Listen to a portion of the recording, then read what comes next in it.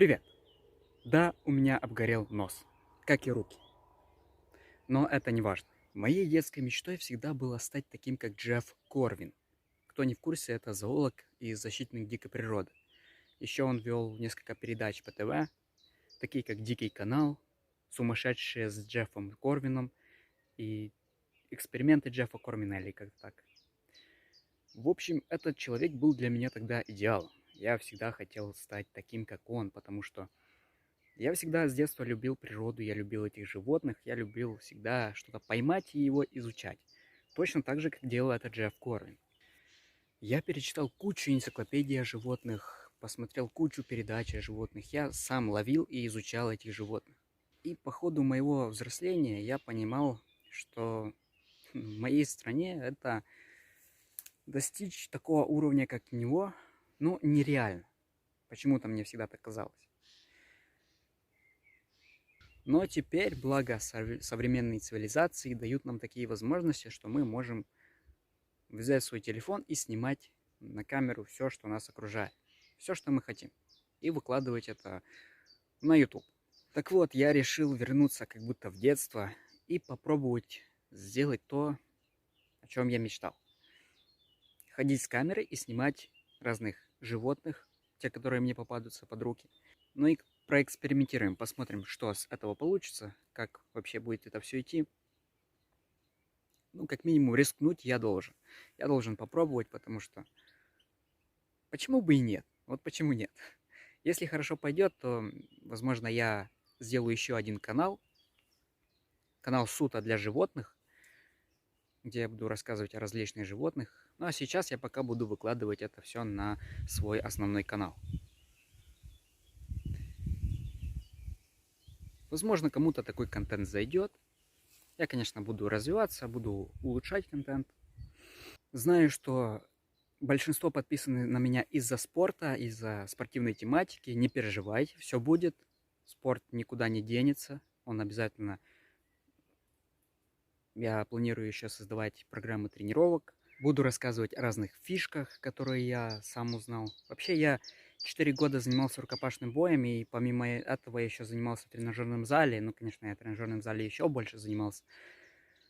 У меня очень много всякой информации, просто голова кипит, хочется все больше и больше рассказать вам, но все будет по ходу дела. Сейчас на этой работе у меня очень мало времени, чтобы тренироваться и восстанавливаться.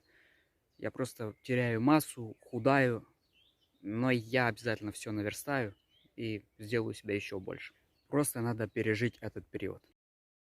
В общем, я отклонился немного от темы. Смотрим и пишем, как вам. И начнем мы с озерной чайки, или речной чайки. Из названия уже понятно, что она обитает на озерах и реках. Это перелетная птица, то есть когда наступают холода, она перелетает в другое место, там где теплее. Питается озерная чайка в основном рыбой. Она парит над водоемом и как только видит где-то под поверхностью воды рыбу, сразу же стремительно, как стрела, падает на свою жертву.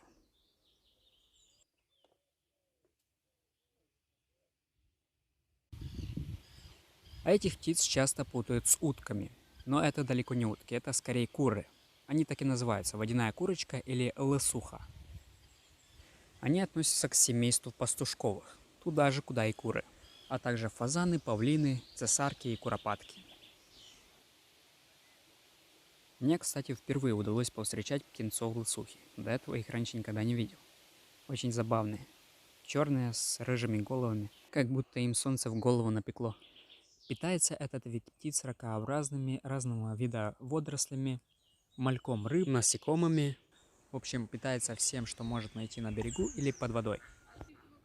Отличительной чертой этих птиц является так называемая бляха на лбу. Это такой себе кожаный нарост. Никто точно не может сказать, зачем она лысухе, но она у нее есть, значит так надо.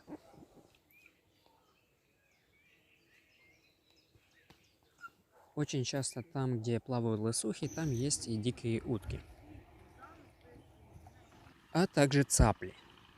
Цапля – это хищная птица, она питается рыбой и лягушками. Это основной ее рацион. Она может неподвижно стоять часами на одном месте и при виде жертвы стремительно атакует ее. Здесь у нас андатра занимается своими делами. Могу предположить, что она собирает материал для строительства своего гнезда.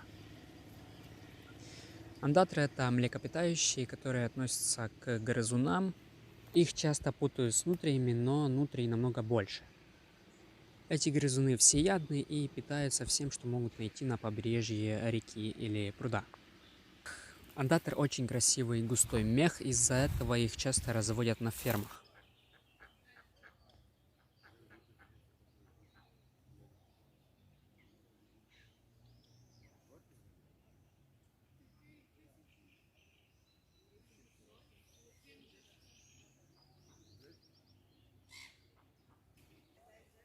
Еще у андатр интересное строительство норы. Они делают вход под водой, чтобы никакой сухопутный хищник даже не нашел места, где они обитают. Вот, например, вода отступила, и мы можем наблюдать норы, которые когда-то построили андатры. Сейчас уже, похоже, там никто не живет.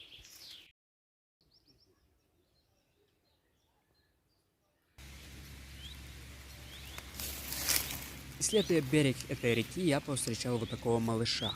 Он явно нуждался в помощи. Я, конечно, не смог пройти мимо. Это птенец камышовки, маленькие птички, которые гнездятся в камышах. Вообще не всегда следует подбирать птенцов с земли, потому что, возможно, они учатся летать. Но если бы я его не подобрал, то, вероятно, он бы упал в воду и утонул. Также есть всеобщее заблуждение, что если ты торкнешься к птенцу или к гнезду какой-нибудь птицы, то она от него откажется, потому что будет чувствовать запах твоих рук.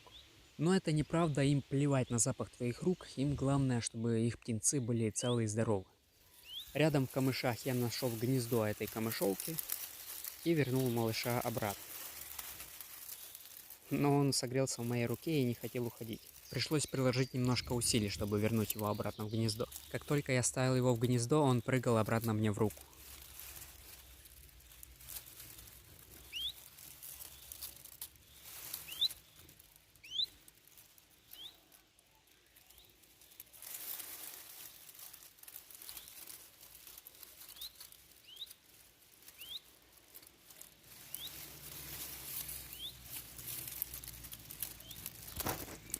Ну все, теперь он в безопасности.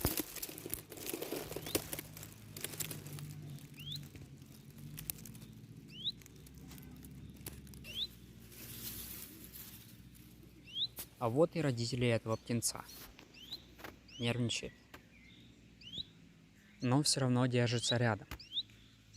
Единственное, что может произойти, то это то, что вы можете напугать птиц до такой степени, что они просто улетят, бросив потомство. Но это если очень сильно шуметь. Движемся дальше. Вот эти веселые ребята – это червячки под названием трубочник. Они совершенно безвредны, и очень часто их можно повстречать в зоомагазинах. Они служат как корм для рыб. Это жук-плавунец. Это хищный жук, который охотится на мальков рыб, головастиков, пиявок. И еще, я не знаю, насколько это правда, но говорят, что он очень больно кусается. Но мое любопытство выше страха быть укушенным, поэтому я собрался его поймать. Он спрятался в каких-то корнях, я эти корни вытянул на берег, и сейчас будем его ловить.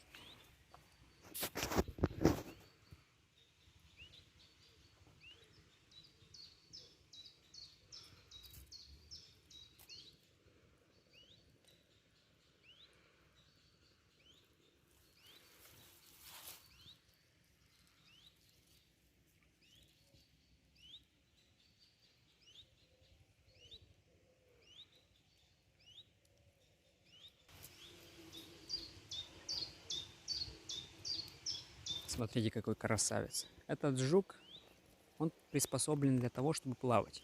Поэтому ему сложно передвигаться по суше. Он здесь просто переворачивается на спину. Поэтому я не буду его мучить и аккуратно отправлю его домой.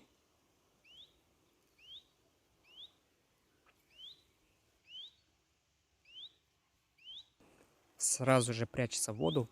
Это один из тех редких жуков, которые охотятся под водой.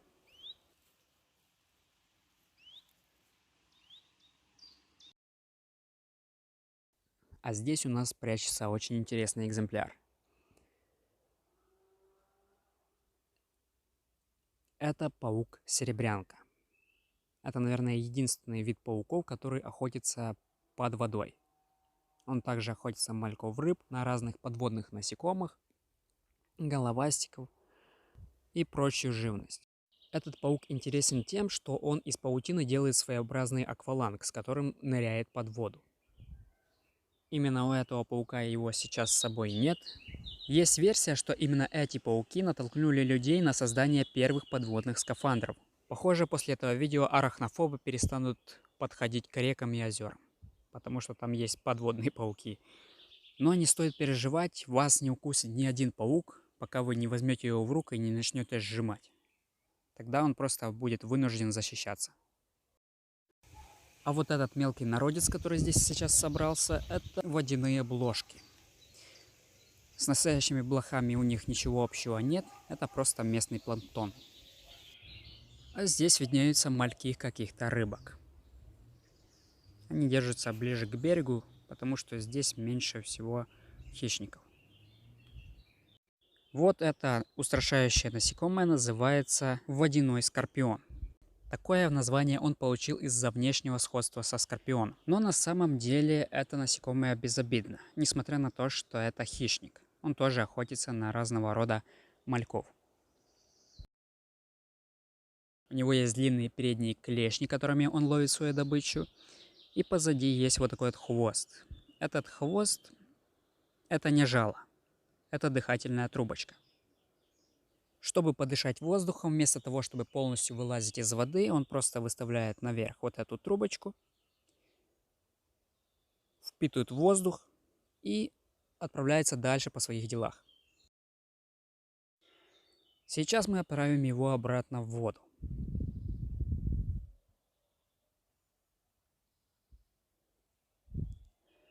Только почувствовав воду, он сразу же начал зарываться в ил.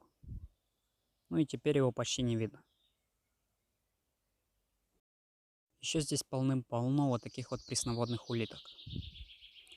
Это личинка однодневки, насекомого, которое живет несколько часов, после чего спаривается и умирает. А вот эти корни, которые я вытащил из-под воды, они прям кишат живностью. Здесь видно пиявки, мотыль, всякие ракообразные маленькие.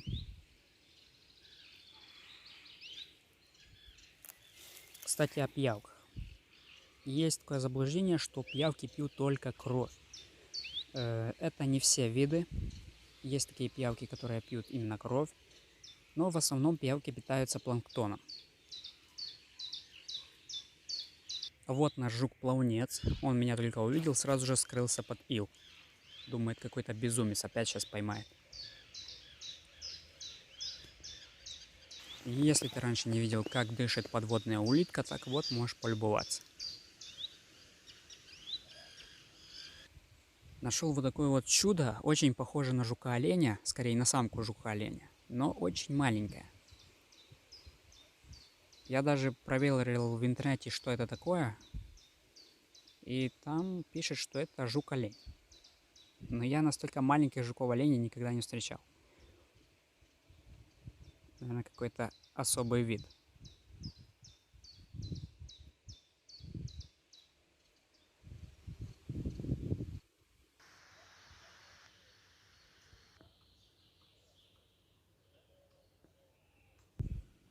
А здесь у нас аист. Очень красивая птица, хищная, но мне в ней нравится то, что они создают пару на всю жизнь.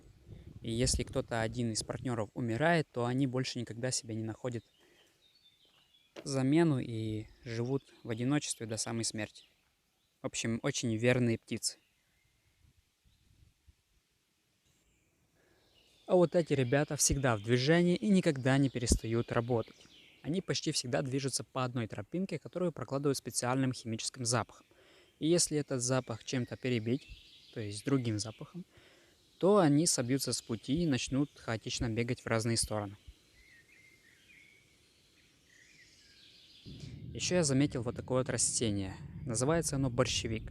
Это опасное растение, потому что оно ядовитое Если сок этого растения попадает на кожу человека, то оно оставляет после себя такие жесткие ожоги. Идет раздражение по коже, а если этот сок попадет в глаза, тогда вовсе можно ослепнуть.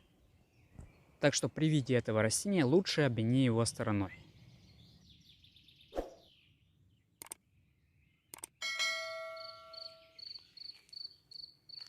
Где-то здесь затаился сверчок. Сейчас мы его найдем. Я нашел вот такую вот норку, и хозяин этой норы с опаской на нас выглядывает.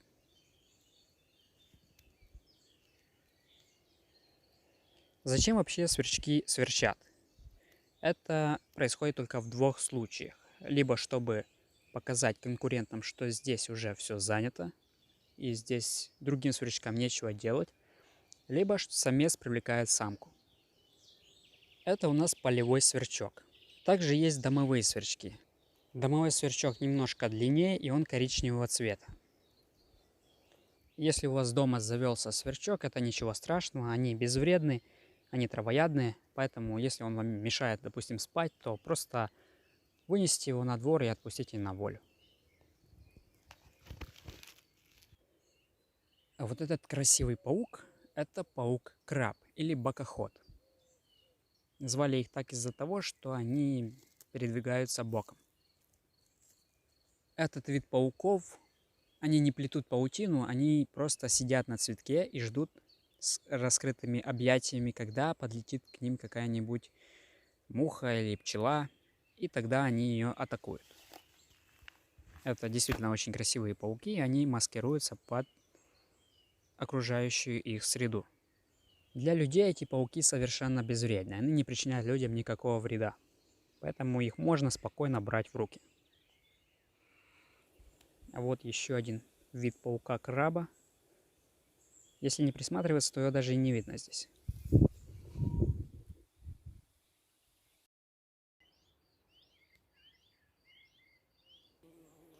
А вот, например, вот эти крупные мохнатые ребята нарушают законы физики.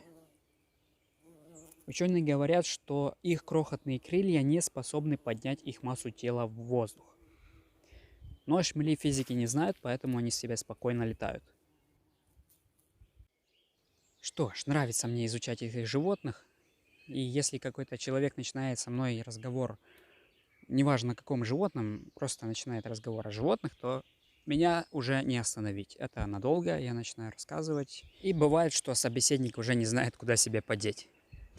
Просто таких людей очень мало, с которыми я могу пообщаться на тему животных. Поэтому я всегда жадно хватаюсь за любой разговор на эту тему. Что ж, я надеюсь, видео получилось интересным. Пишите в комментариях, как вам.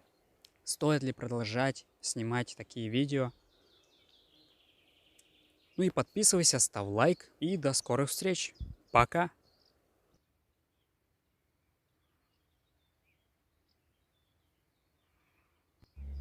Ну а дальше часть для самых любопытных. Здесь я ничего говорить не буду. Здесь просто интересные кадры, которые остались у меня после съемки. Наслаждайся.